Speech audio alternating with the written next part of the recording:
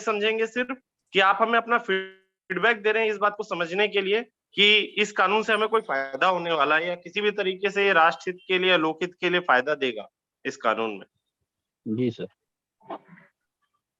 अमोल जी, बालेंद्र जी, कोई भी जो आप लोगों ने हैंड रेज किया हुआ है या जिन्होंने हैंड रेज नहीं किया है, प्लीज वो हैंड रेज करके बताएं। सुरेश जी, आप अगर अनम्यूट है तो आप बताएं। सर मैं तो यही कहना चाहता हूं कि इस बिल से हमारे लिए कोई फायदा की बात नहीं है, केवल नुकसान ही नुकसान है। ये बिल सरकार अपने फायदे के लिए आरटीआई की नजर से मत देखिए, एक आम आदमी की नजर से देखिए, क्योंकि इस मामले को ना हमको आम आदमियों तक पहुंचाना पड़ेगा। उनको ये समझाना पड़ेगा हमें, हर आम आदमी को, कि इस कानून के जरिए से आप किस तरीके का आपको लाभ होने वाला है, वो आप क्या समझ रहे हैं वो बताइए। फिर हमको उनको समझाना पड़ेगा कि जो लाभ आप समझ रहे हैं वो गलत समझ रहे हैं। सर इससे हमें कोई लाभ नहीं है, आम जनता को कोई लाभ नहीं। देश को कोई लाभ है, राष्ट्र हित में कोई लाभ है? नहीं, राष्ट्र हित में तो जहां तक मैं समझ पा रहा हूँ राष्ट्र हित में भी नहीं है। मतलब ये जो कानून का थोड़ा बहुत बीच में बदलाव करके और बीच बीच में दूसरे ढंग का परिवर्तन कर दिए, अपने हिसाब से वो करिए क्या है, लेकिन जो इन्होंने छेड़खानी के लिए कानून कर रहे हैं कि हम पुराने कानूनों को खत्म करेंगे, इससे नहीं, पुराने कानून, अभी मेरा सिर्फ एक ही सवाल है कि इस कानून से हमको कोई फायदा होने वाला है, वो क्या क्या फायदे आपको दिखाई दे रहे हैं? हम उन फायदों को फिल्टर करना चाह रहा हूं मैं। नहीं सर, हमें तो कोई फायदे नजर नहीं आ रहे हैं। ओम प्रकाश जी, पुष्पराज जी, नुकसान ही केवल। जी, इस बिल से कोई फायदा नहीं है, इससे आम पब्लिक का नुकसान है। सिर्फ ये एक सरकार का है कि ये मंशा ये है कि मतलब जो इसमें काम कर रहे हैं आरटीआई में, उनको प्रभावित करने के लिए, क्योंकि कहीं ना कहीं इस समय जो आरटीआई है देश के लिए एक बेहतरीन काम कर रही है, और जो आरटीआई एक्टिविस्ट है और शिवानंद जी का ये जो ग्रुप है, ये पूरे देश में कहीं ना कहीं एक नेटवर्क के माध्यम से काम कर रहा है। और मैं अभी ये चाहूंगा पुष्पराज जी, एक व्यू अभी हमारे साथी ये व्यू बनाए कि हम मान लीजिए कि हम आरटीआई का उपयोग नहीं करते हैं, मान लेते हैं थोड़ी देर के लिए हमारे लिए आरटीआई के कानून के संशोधन से कोई लाभ होगा या हानि होगा। हम सिर्फ ये समझे कि हम आम आदमी हैं और इस आम आदमी से हमको क्या लाभ होने वाला है, इस कानून के जरिए से सरकार हमें किस तरीके के लाभ मुहैया करा सकेगी। जी, कोई लाभ नहीं होगा इससे, तो मतलब नुकसान ही है, कोई फायदा नहीं है। क्यों नुकसान है? भाई, जब मान लीजिए हमें अपने ग्राम पंचायत का कोई जानकारी लेना है, अब वो जानकारी मान लीजिए हमसे न जुड़ी होकर के किसी अगले व्यक्ति से जुड़ी है और वो आरटीआई कानून के बारे में नहीं जानता, और हमने उससे जुड़ी हुई जानकारी हमने मांगने का प्रयास किया, तो तुरंत कह देंगे कि ये तो दूसरे से जुड़ी जानकारी, हम नहीं देंगे। मैं बोल रहा हूं कि आपके राशन दुकान में जो राशन है वो खत्म हो गया। पता तो ये चला आपको कि 2 ट्रक माल गिरा है आपके राशन दुकान में, लेकिन वो राशन खत्म हो गया। जब आप पहुंचे, राशन दुकान का जो भी संभालने वाला एजेंट होगा वो आपको बोला कि राशन खत्म हो गया। तो अब आपको किस तरीके से आप उसकी जानकारी उससे पूछेंगे कि भाई ये अनाज तो आया, इतना सारा 2 ट्रक आया है, मेरे को पता चला है, मुझे क्यों नहीं दे रहे हो? कैसे पता करोगे? तो वही तो बात है कि वो हमको नहीं बताएंगे। अभी हम अपने बारे में राइट टू एजुकेशन है। आपके बच्चे के लिए आपने लॉटरी डाली, ऑनलाइन डाली, ऑफलाइन डाली, कि भैया मेरे बच्चे को जो है बड़े स्कूलों में दाखिला मिल जाए या अच्छे स्कूल में दाखिला मिल जाए, और आपके बच्चे को दाखिला नहीं मिला। लेकिन आपको ये डाउट है कि जिस व्यक्ति का कोई क्राइटेरिया नहीं था, उसके बच्चे को दाखिला मिल गया, या दाखिला मिला ही नहीं किसी बच्चे को, तो इस बात की जानकारी हम कैसे निकालेंगे? नहीं निकाल पाएंगे। अगर ये बिल रहेगा तो हम नहीं निकाल पाएंगे ये जानकारी।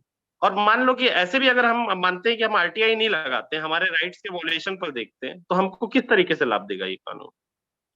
ये किसी भी तरह से लाभ देने लायक नहीं है। ये सिर्फ जो है तो जो मतलब भ्रष्ट करप्ट लोग हैं, लेकिन अपनी सुरक्षा सेलिब्रिटी तो ये बोल रहे हैं ना, जो बड़े लोग हैं सेलिब्रिटी तो ये बोल रहे हैं कि भाई सारी चीजें हमारी जो है ओपन होने के कारण से हमारी जो जीवन की वो इसमें दखल बढ़ गया है लोगों का।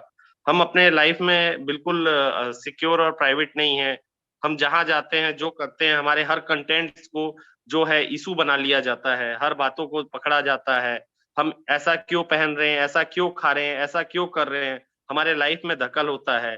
अभी कुछ दिनों पहले अमिताभ बच्चन साहब ने एक वो किया कि मेरे आवाज का इस्तेमाल करते हुए लोग जो है लॉटरी की टिकट या इस तरीके के मामलों में उसका उपयोग कर रहे हैं आवाज का, तो उन्होंने उस पे कॉपीराइट के किसी प्रावधान का इस्तेमाल किया। तो इससे लाभ किसको होने वाला है और किस तरीके का लाभ होने वाला है? इससे सिर्फ एक सरकार को लाभ होने वाला है। अभी मैं आपको अपनी ऊपर एक ताजी घटना में बता रहा हूँ। मेरे गांव में हमारे साथी कुछ इस आरटीआई के माध्यम से काम कर रहे थे, तो ग्राम पंचायत के लोग उससे प्रभावित हुए और उस हमारे साथी के ऊपर जो है एनडीपीएस का झूठा मुकदमा लगा दिया। उसने प्रधानमंत्री तक को चिट्ठी लिखा था, तो उसमें जब कोई कार्रवाई नहीं हुई तो हमने एक प्रधानमंत्री कार्यालय में उसके चिट्ठी पर हमने आरटीआई लगाया। प्रधानमंत्री कार्यालय से यही जवाब आया कि ये तीसरे पक्ष से जुड़ी जानकारी, आपको जानकारी नहीं दी जाएगी। फिर मैंने उसके नाम से आवेदन लगाया जिसके ऊपर ये कंप्लेंट थी, उसके तरफ से हमने आरटीआई लगवाया। उसमें आज तक कोई जानकारी का कोई लेटर प्रधानमंत्री कार्यालय से नहीं आया।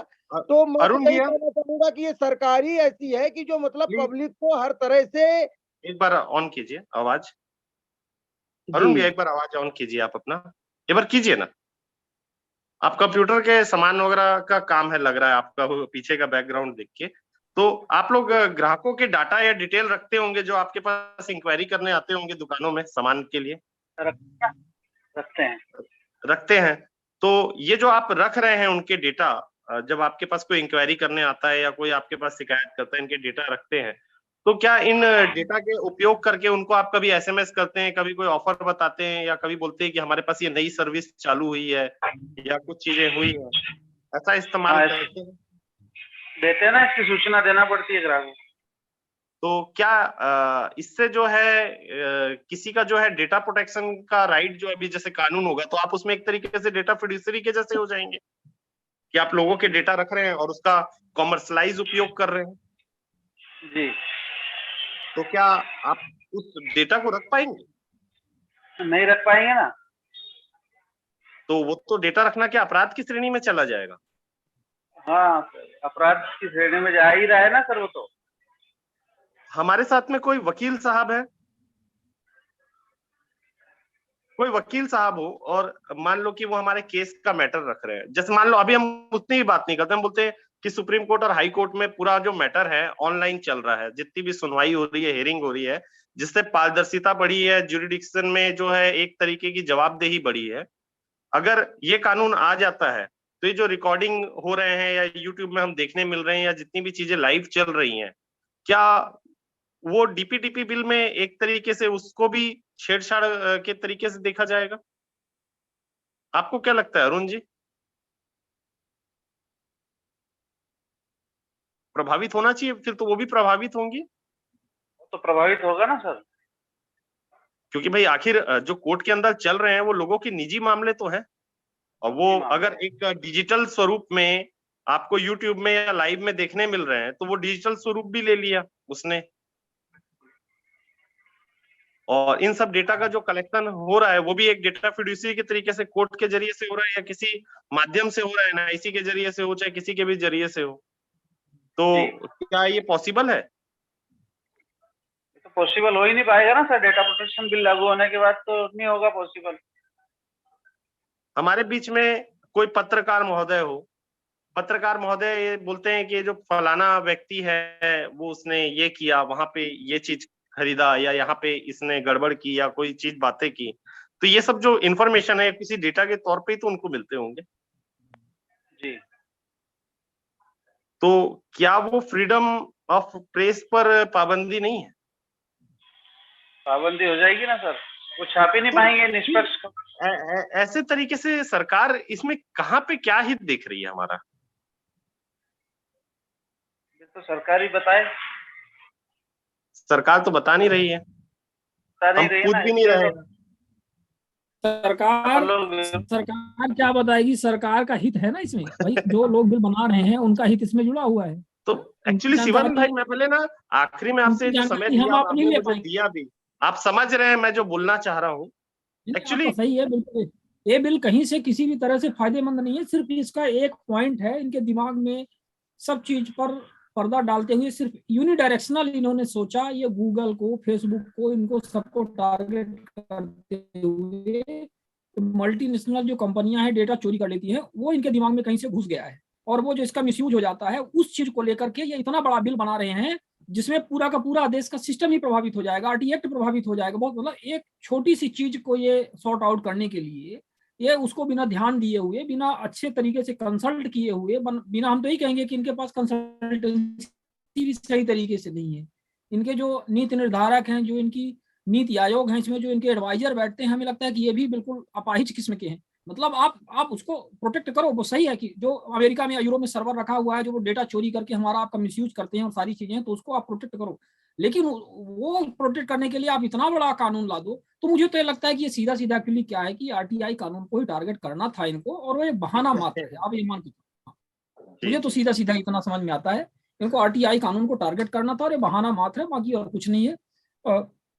कार्यक्रम में हमें लगता है कि काफी कुछ डिस्कशन भी हो चुका है, तो देवेंद्र जी, हम आत्मदीप सर को एक बार पुनः यहाँ पे आमंत्रित करेंगे। आत्मदीप सर, आप सुन पा रहे हैं? अपनी वो बात रखें और फिर कार्यक्रम को अपन विराम दें। अरुणा मैम भी हमारे बीच में जुड़ी हुई हैं, सतत शुरू से जुड़ी हुई हैं, लेकिन वो हमें बहुत अच्छे से सुन रही हैं। उन्होंने अपनी बात शुरू में ही रखी, हम लोगों के पास तक अपनी बात उन्होंने बहुत ही ऑथेंटिक वे में और बहुत तरीके से उन्होंने इफेक्टिव वे में पहुंचाई है, और हम लोग उनकी बात का पालन करें, माने उस चीज को, और उसके अनुरूप हम लोगों को प्रयास करने की जरूरत है। और हमें लगता है कि डिस्कशन तो चलते रहेंगे। अभी हालांकि